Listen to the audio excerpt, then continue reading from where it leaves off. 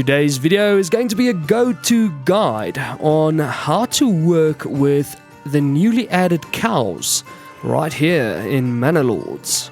That's right, ladies and gents, if you've just joined us, welcome to Rudy in the Mix, your go-to channel on all things Manor Lords. And as I've previously stated, we are going to have a look at cows today here in Manor Lords. That's something that has been requested quite a lot. So if you are a Manor Lords beginner, I'm going to try to make this as comprehensive as possible. And then hopefully by the end of this video, you will know all you need to know to become a proper Manor Lords cattle farmer. So without any further ado, let's jump straight into it. Okay guys, so if you want to start with cow farming here in Manor Lords, a few things of preparation are in order. First things first, you need to remember that the cattle now requires food during the winter. So we've got a farming setup over here. We need to plant some oats. This is not my first year in the game, obviously, so you'll see that we already have oats. We've got about 26 oats under our food stores, but we need to plant some more if we want to make animal feed out of it. You can see that we've currently got about 40 animal feed in stock, so I'll show you how that gets manufactured.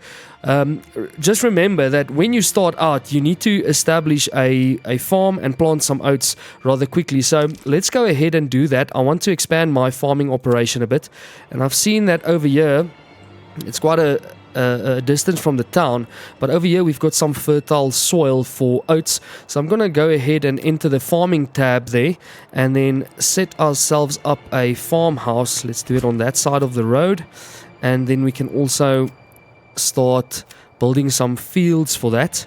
So I think what I'm gonna do is, I don't want to make them too big.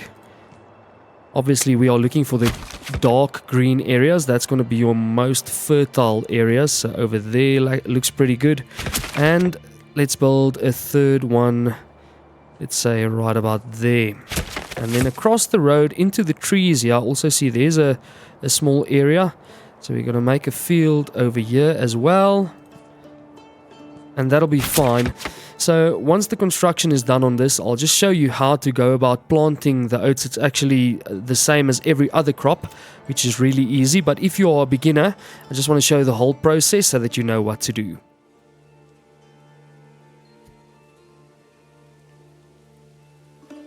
Okay, so while we wait for the construction to finish on our new farmhouse, we can establish an area where we want to build our pastures.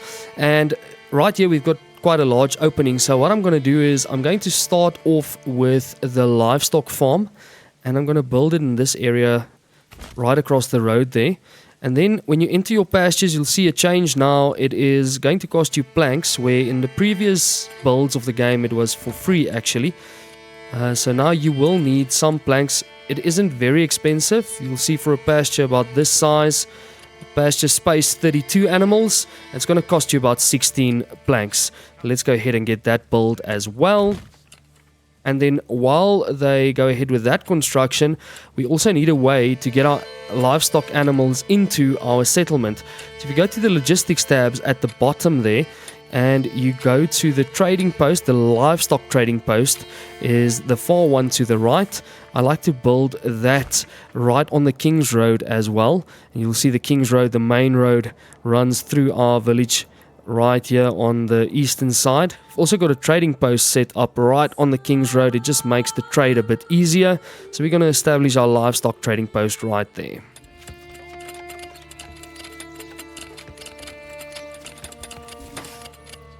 Okay, so while we are waiting for the farmhouse to finish construction, you'll see that we are already in April, so we are actually a bit late to plant additional crops this year. But I'm going to go ahead and set up our crop rotation for the following year. So what we can do is we can leave this current year as fallow, nothing's going to be planted, and then we'll do oats on all the fields for the next season.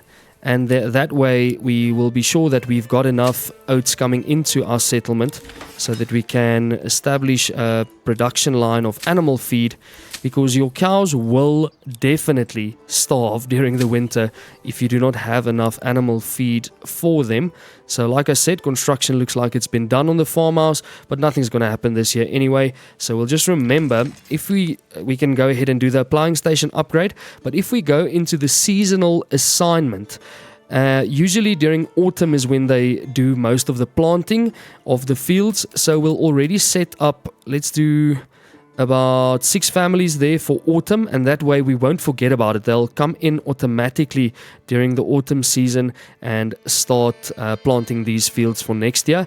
Once you do the plowing station upgrade, which I'm going to do now, you'll see that under the advanced or livestock tab, you can add some livestock to your farm as a permanent assignment.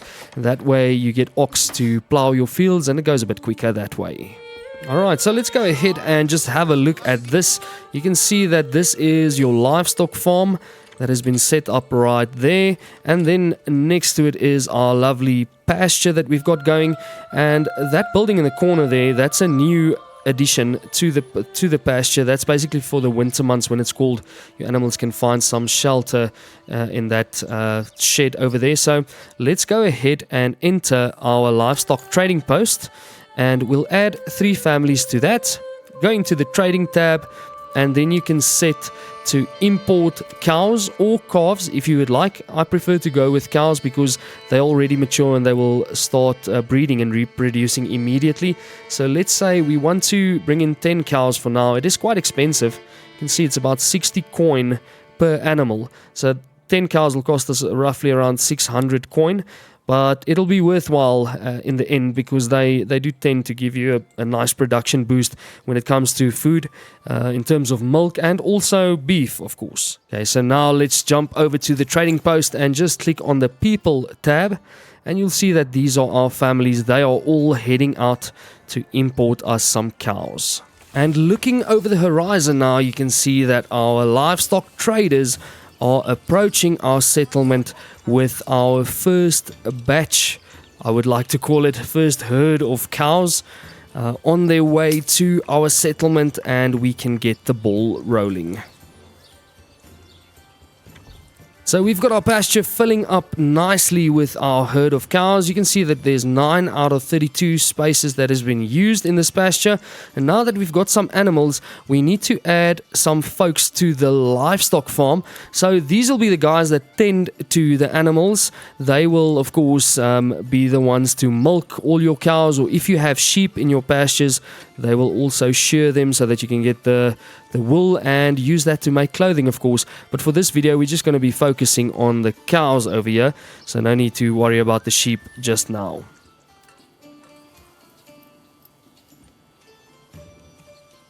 Alright, so we've got our 10 cows that we have imported in our pasture. We can now go ahead and remove the families from the livestock trading post.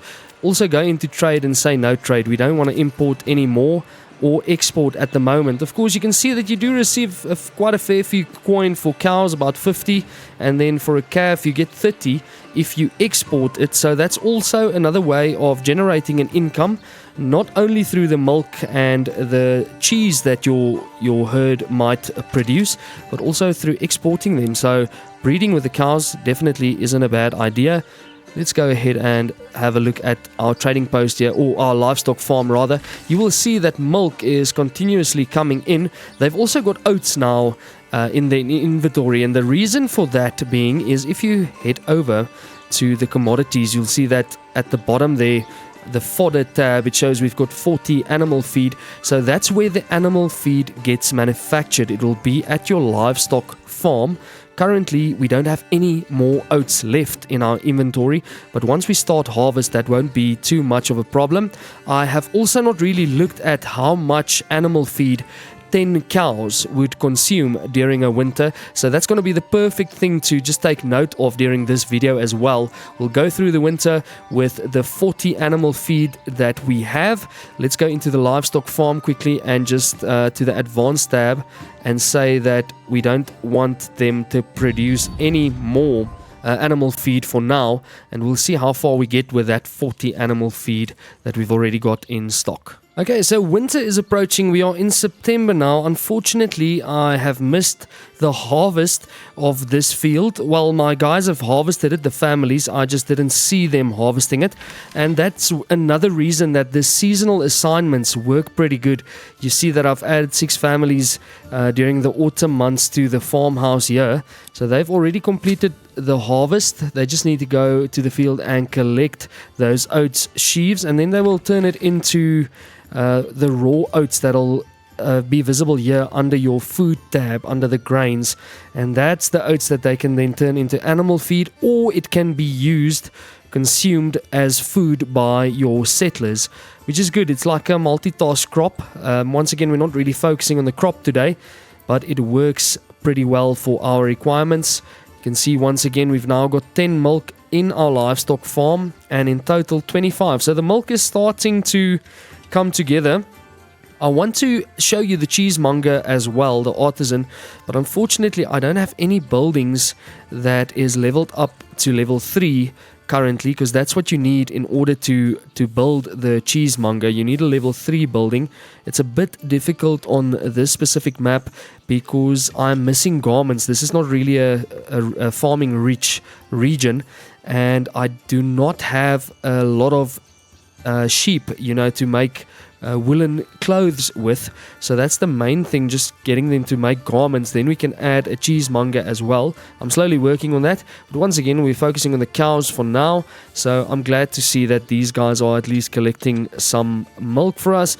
And now during the winter months we'll just once again take a look at their consumption of the animal feed, see how long you can last with 40 animal feed if you have 10 cows. I'm presuming that'll be more than enough. You can see that we've got some lush pasture here and grass during the summer months, but now when winter comes and snow is covering the ground, it's going to be a completely different story. So we'll keep an eye on that. And then of course also for our second farmhouse, we have got 6 families assigned now during the autumn, and they will start with plowing these fields pretty shortly, I presume. We also have a livestock assignment, so they've got oxen ready to help them with the plowing and planting these fields with oats for the following season. So once the calendar time comes around for them to plant, they will definitely get started on that as well. So one thing that I've seen, if you decide to add sheep to your settlement as well, unfortunately at the moment they combine them and they put them into one pasture, which is not really great for me. You won't really see sheep and cows in the same pasture in real life. So even if you build a second pasture, I would love it if they could maybe make an advanced tab where you can assign specific animals to a certain pasture, and I'm sure something like that might be coming in the future, but we don't have that yet, and that's why I don't have any sheep at the moment, because I don't want them mingling and mixing with my cows. And if you keep an eye on the grains tab there, you'll also see that the oats has now started to come in. So we've got no oat sheaves left. They've turned all of it to the fine oats, or the refined oats. So at least we've got some backup food available for these animals, but I'm also pretty sure that the people in the settlement will consume them long before we start making the animal feed. So that's just the reason that I have limited it here. I don't want them to produce any more, just so that we can keep better track of things for this first year. Then from the second year on, obviously you can put a much higher limit, say 100 or 200 animal feed, and then they'll make sure that your animals always have enough to eat. And you can also see here that our farm workers have now started plowing the fields and are getting ready for the next sowing. And let's have a look at the opposite side of the map. Same thing on this side. You can see that they are starting. So I must say the seasonal assignments are actually pretty good. It works well. I have tended to forget about my farms in the past, and then sometimes you've got crops on the fields and you forget to assign people, and then you miss the entire harvest, and then you get no crops in for that season. So I really do like this seasonal assignment, and it works pretty well together with your livestock farming. I've also noticed that if you build your fields a bit smaller, these are actually too large according to me. You'll see this ox keeps going around in circles. And if you've got an ox working a field, the human workers that work by hand, they don't really work on the field on the same time as the ox. So if you've got an ox in a very large field, sometimes it takes a while for them to get everything plowed. You'll see it's already the 14th of November. They have now started to sow this field.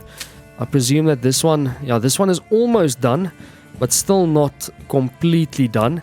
And then I wonder if they'll even get to this field. I actually doubt it, because like I said, it's now already the 18th and they haven't really started plowing this field yet, even though I have now assigned 8 families. So I've got this farmhouse entirely full at the moment. We'll see if they get around to this. They've started in the corner there, but it seems like they are having a few bugs at the moment. It is also probably because I'm fast forwarding the game. I've noticed that if you play it at normal speed, then the AI, they tend to focus a bit better, if I can put it that way. But I mean, if we just go ahead and look at the fields that we've already got planted, this one is a predicted harvest of about 33 oats, 69 for this one, which is not bad at all, another 35. So we are definitely going to get quite a good harvest, even if they don't plant this field. Don't really know what's going on here. It seems like for some reason they just skipped this one. Might be a timing thing, but we'll have a look at it in the next season. Maybe they'll get their stuff together then. Okay, so it is now December, and as you can see, the snow is starting to come down on our village, which means the animals will no longer be getting their food from the pasture. Let's go ahead and just have a look if they've used anything yet. 20 animal feed is gone already, and we've been in winter for 1 month now. It is, well, still the start of December, so not really actually a month yet, probably about half a month. So I'm not sure how that works exactly. If they start feeding them in the first month of winter, maybe on a monthly basis, they give them a batch. So we'll just have to keep an eye on this. So we've reduced our animal feed by about half. We've only got 17 oats left. So I think if we don't want them to starve, we would better remove the limit from the animal feed. So that'll allow the farm workers to use those 11 oats that we've got left. It isn't much, but hopefully it'll be enough to just sustain our cows through the winter. And it looks like here they come. So oats are starting to come into the livestock farm, and they are turning it into animal feed. So it looks like one of the oats gets turned into 2 animal feed at least. But 32 at the moment, I think that we will be fine. I must say that I haven't really seen the cows physically entering that shed over there, or the barn. It is there for aesthetic reasons, but haven't seen them entering it. That'll be cool as well. Maybe we get lucky here. Let's see. They just stand around. Okay, there we go. One of them has entered. Okay, so I retract my words. It does seem like they do make use of it, so that's actually something good to see as well. Alright guys, so we are now in January, and if you look at our inventory, we've got about 30 animal feed. I do hope that it's going to be enough for our 10 cows. Luckily we don't have a very large herd at the moment, but you'll see that we've got no oats left. So they've converted all the oats into animal feed, and we'll see if that 30 animal feed will then last us for the rest of this winter. Okay guys, so I've also seen that the milk is continuously flowing into our settlement now, which is good. It's constantly hovering around that low 20s mark. Currently we only have 19, but it's staying between about, let's say, 18 and 25. Of course, the village here is consuming that milk as well. And if you had the cheesemonger and salt, you can then turn that milk into cheese, which will actually fetch you quite a large profit at the trading post. So let's head over there quickly and have a look. It's all the way here at the bottom. Cheese, you'll get about 5 coin per cheese. It is really not bad, but there is something interesting. I haven't seen milk in the trading post, so it seems like you can't export your raw milk. I don't know if that's got something to do with the spoilage rate. It might be a bit high, but even under crafting materials, I haven't seen milk in the trading post anywhere. So maybe if I have missed it somehow, please let me know in the comments if you can see milk in your trading post. But as of now, it does seem like you can't export the raw milk. You need to turn it into cheese and then you can export it. And there we go. Now in February, we'll see we've got 10 animal feed left. So basic math tells me that if we've got 10 cows, they will consume about 20 animal feed per month. And it does seem like it goes off or out of your inventory on the 1st of every month, which means that per animal, per cow, you're going to need about 2 animal feed to sustain it for a month, and in other words 6 animal feed per cow per winter. I hope that makes sense to you, but that's just if you want to do some planning. I really do planning in that regards, you know, in such detail, but that's just what I've seen during this video. You're going to need about 2 animal feed per cow per month during the winter. So I presume that we'll be left with 10 animal feed comes March. I don't think we'll be needing any more animal feed, because in March, when it's springtime, I believe they'll be feeding from the land again, and that means we are safe for this year and we're not going to lose any of our cattle, luckily. And then next year it'll be much better, because we've got some oats planted over here, and of course then our further farm setup that we've got going here. Unfortunately, they missed that one field, as I've said, but it does seem like we're going to get a pretty good harvest of oats this year. So there's one more thing that I just want to keep an eye out for in this specific video. Regarding the cows, you'll see that they say that during springtime, pasture livestock produce offspring. So that'll be in March, and we'll have a look at it now to see if anything happens. We still only have 10. It might take a little bit of time to update, or maybe even during the entire springtime, say from March until May, might be the time where they have offspring. And I can already see in our pasture that we've got some calves. Let's take a look at that. There's a little small calf running around. Let's head into the pasture quickly. So we've got 2 at the moment, 2 extra calves that were born during March. We'll see what happens during April and May as well. So just quickly popping back in and having a look at that. It's the 21st of March, and we've had another calf born. So it does seem to be a bit randomized as well. So unlike with the animal feed that only gets consumed at the 1st of every month, you get calves. There's another one, 14. So we've had 4 already, and it looks like it's during the course of the month, not only at the start. So that's good. Brings a bit of realism to the game. Like you know, in real life, all your cattle won't be calving at an exact same date, obviously. So yeah, it's pretty good seeing that. I'd like to see if we get any more offspring during April as well, as I've said earlier. So we'll just keep an eye on that, and I'll let you guys know. Alright guys, so you'll see that we have entered June and no further offspring was produced. Of course, you can just go ahead on your livestock tab up there and see that we now have 10 cows and 4 calves, and our pastures still have some space available. So I think it's a pretty good start. Quite a nice or a decent first year. Of course, the cows isn't just all about milk and cheese. As I've stated before, you can decide what you want to do.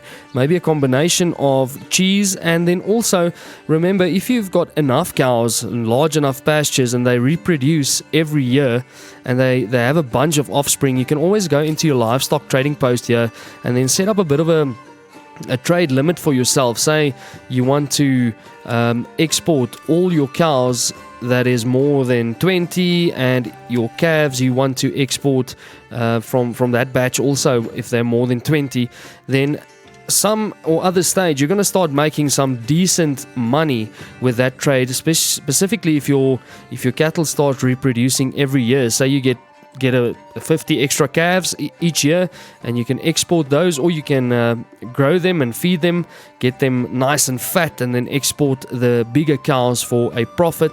So that's what I love about Manor Lords. It's such a complex game, and there's a lot of opportunities to handle things in different ways, and that's no exception with the cows that have just recently been added. So guys, I would like to thank you for watching this guide. If I missed anything, sorry about it. Let me know in the comments. We can always return to this topic at a later stage if you would like, and we can catch up on anything that I might have missed in this specific video. If you enjoyed the content or found it helpful in any way, please consider subscribing to the channel. I really do appreciate each and every single one of you that subscribes and leaves me a like. And you can also leave me a comment in the comment section. YouTube does tend to like it if you guys interact with the videos, and that helps a small channel like this out a lot. I'm also planning on releasing a bunch more guide videos specifically on the latest content update that we've had. So please stay tuned. If there's anything else that you would like to see, a topic that you'd like to discuss or see a video about, let me know in the comments, and we'll see how soon we can get to that. Thank you guys. Until we chat again. Cheers.